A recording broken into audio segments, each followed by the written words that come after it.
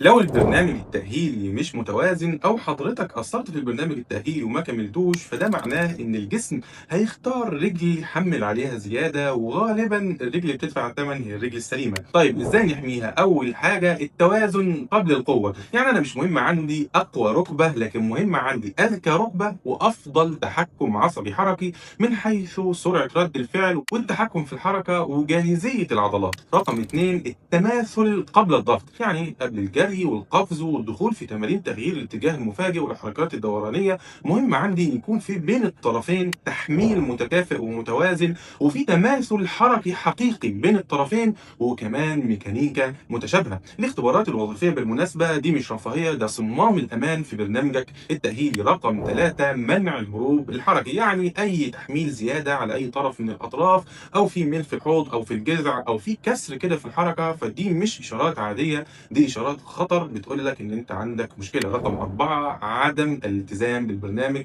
التأهيلي، سواء من حيث المدة أو من حيث المطلوب من المريض أثناء الجلسة أو حتى بعد ما يروح البيت. هنا كده احنا بنأكد إن إصابة الرباط الصليبي دي مش مشكلة ركبة ولا مشكلة رجل، دي مشكلة في الجسم، بتبقى في الجهاز العصبي الحركي، وبنحتاج نعيد توازن هذا الجهاز بالكامل، خاصة بين الطرفين السفليين، عشان نمنع حدوث أي إصابة مرة تانية إن شاء الله. واحنا بنتكلم في الفيديوهات ذكرنا كتير ان الخوف ممكن يسبب اصابه الرباط الصليبي. ازاي ده ممكن يحصل، وازاي المريض يتخطى هذا الخوف بحيث انه ما يدخلش نفسه في مشاكل تانية؟ ده اللي هنعرفه مع بعض ان شاء الله خلال الفيديو اللي جاي.